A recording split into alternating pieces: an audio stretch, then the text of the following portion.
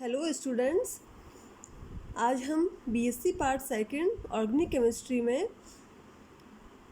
एक महत्वपूर्ण topic introduction of ultraviolet visible spectroscopy के बारे में स्टडी करेंगे। यहाँ पे सबसे पहले हम जान लेते हैं कि इलेक्ट्रोमैग्नेटिक स्पेक्ट्रम क्या होता है। हम सभी जानते हैं कि लाइट एक इलेक्ट्रोमैग्नेटिक फिनोमिना है। ऐसे रेडिएशंस जिनमें उनकी waves electric and magnetic field में मूव करती है, उन्हें इलेक्ट्रोमैग्नेटिक रेडिएशंस कहा जाता है। इलेक्ट्रोमैग्नेटिक रेडिएशंस में इलेक्ट्रिक एंड मैग्नेटिक फील्ड्स एक दूसरे के परपेंडिकुलर पोजीशन में स्थित होती है। सनलाइट जो है वो एक तरह से इलेक्ट्रोमैग्नेटिक रेडिएशंस ही है। हमें जो इलेक्ट्रोमैग्नेटिक रेडिएशंस है वो सनलाइट से ही प्राप्त होती है। ये इलेक्ट्रोमैग्नेटिक रेडिएशंस को हम एनर्जी या वेवलेंथ के ऑर्डर में इनको देखें तो यहाँ पे सबसे ज़्यादा एनर्जी होती है कॉस्मिक रेज की। उसके बाद में गामा रेज की एनर्जी कॉस्मिक रेज की तुलना में कम होती है। फिर एक्स रेज, फिर यूवी विजिबल रेज, फिर IR rays, microwave rays and radio wave rays. इस तरह से इनका ये एनर्जी का डिक्रीज वाला ऑर्डर होता है।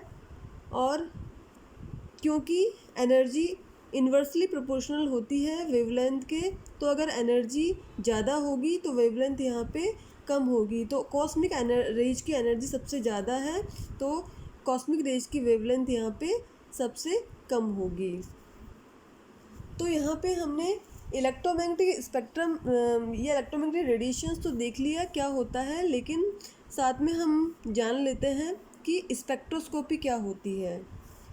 स्पेक्ट्रोस्कोपी, स्पेक्ट्रा मतलब लाइट एंड स्कोपी मतलब अध्ययन, उसकी स्टडी करना, मतलब लाइट की स्टडी करना, उसको बोल रहे हैं यहाँ पे हम स्पेक्ट्रोस्कोपी।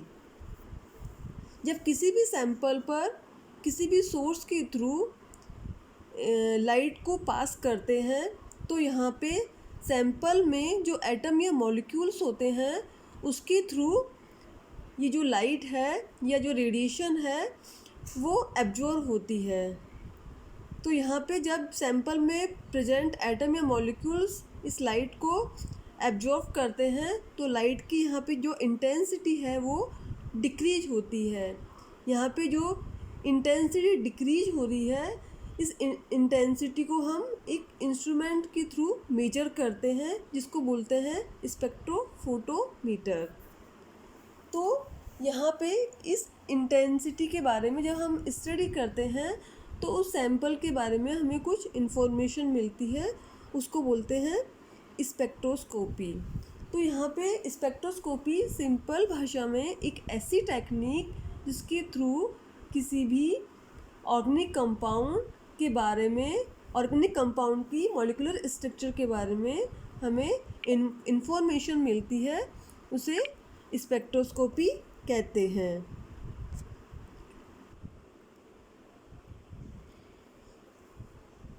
यहाँ पे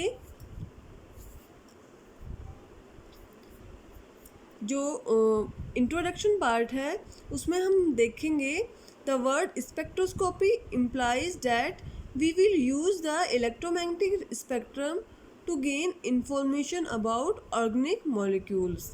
The modifier ultraviolet means that information will come from a specific region of the electromagnetic spectrum called the ultraviolet region.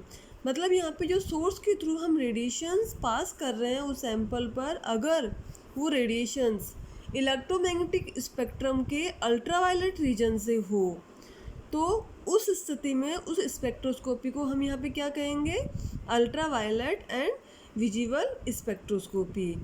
यहाँ पे जो अल्ट्रावायलेट रीजन है वो 200 नैनोमीटर से 400 नैनोमीटर तक का रीजन कहलाता है, और जो विजिबल रीजन है वो 400 से 800 नैनोमीटर तक का रीजन कहलाता है।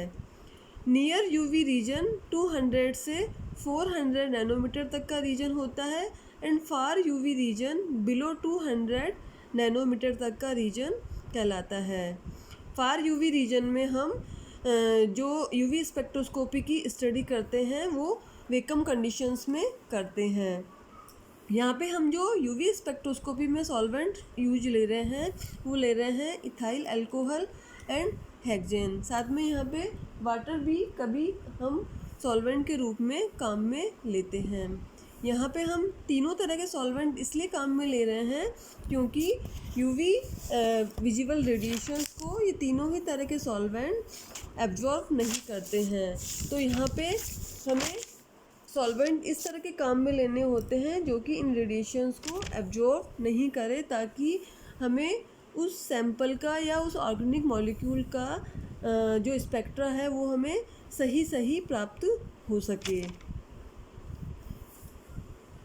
जो यूवी विजिबल स्पेक्ट्रोस्कोपी में जो सैंपल ट्यूब होती है जिसमें कि हम सैंपल भरते हैं, वो यहाँ पे यूवी अगर स्पेक्ट्रा प्राप्त करना होता है तो सैंपल ट्यूब क्वार्ट्ज की बनी हुई होनी चाहिए, और अगर विजिबल स्पेक्ट्रा हम प्राप्त कर रहे हैं तो वो वहाँ पे वो सैंपल ट्यूब कांच की बनी होनी चाहिए, क्योंकि इन स्थिति में जो सैंपल ट्यूब है वो यूवी एंड विजिबल रेडिएशंस को अब्जॉर्ब नहीं करती है और हमें उस कंपाउंड का स्पेक्ट्रा सही प्राप्त होता है। तो यहाँ पे सैंपल में प्रेजेंट एटम एंड मॉलिक्यूल्स के थ्रू जब यूवी एंड विजिबल रेडिएशंस का एब्जॉर्प्शन होता है तो उस स्थिति में क्या होता है, जो एटम एंड मॉलिक्यूल्स में जो इलेक्ट्रॉन्स प्रेजेंट होते हैं वो एक्साइटेड होके हायर एनर्जी लेवल्स में चले जाते हैं। तो यहाँ पे यूवी एंड विजिबल रेडिएशंस के थ्रू के एब्जॉर्प्शन के थ्रू इलेक्ट्रॉन्स का एक्साइटेशन हो रहा है लो इलेक्ट्रॉनिक एनर्जी लेवल से हायर इलेक्ट्रॉनिक एनर्जी लेवल में। इसको हम मॉलिक्यूलर ऑर्बिटल थ्योरी के थ्रू पढ़ सकते हैं। जैसे मॉलिक्यूलर ऑर्बिटल एटॉमिक थ्योरी के अकॉर्डिंग एटॉमिक ऑर्बिटल्स आपस में कंबाइन होके मॉलिक्यूलर ऑर्बिटल्स का फॉर्मेशन करते हैं। यहाँ पे दो तरह के मॉलिक्यूलर ऑर्बिटल्स प्राप्त होते हैं, बॉन्डिंग मॉलिक्यूलर ऑर्बिटल्स और एंटी बॉन्डिंग मॉलिक्यूलर ऑर्बिटल्स। तो यहाँ पे जब atom and molecules in UV radiations का एब्जॉर्प्शन करते हैं तो उस स्थिति में इलेक्ट्रॉन्स बॉन्डिंग मॉलिक्यूलर ऑर्बिटल से एक्साइटेड होकर एंटी बॉन्डिंग मॉलिक्यूलर ऑर्बिटल्स में चले जाते हैं और हमें उस कंपाउंड का यूवी या विजिबल स्पेक्ट्रा प्राप्त होता है। क्योंकि यहाँ पे इलेक्ट्रॉन्स का ट्रांजिशन हो रहा है लो इलेक्ट्रॉनिक एनर्जी लेवल से हायर इलेक्ट्रॉनिक एनर्जी लेवल में, इसीलिए इस स्पेक्ट्रोस्कोपी को हमें इको नाम से जानते हैं, जिसे इलेक्ट्रॉनिक स्पेक्ट्रोस्कोपी भी कहा जाता है। Thank you.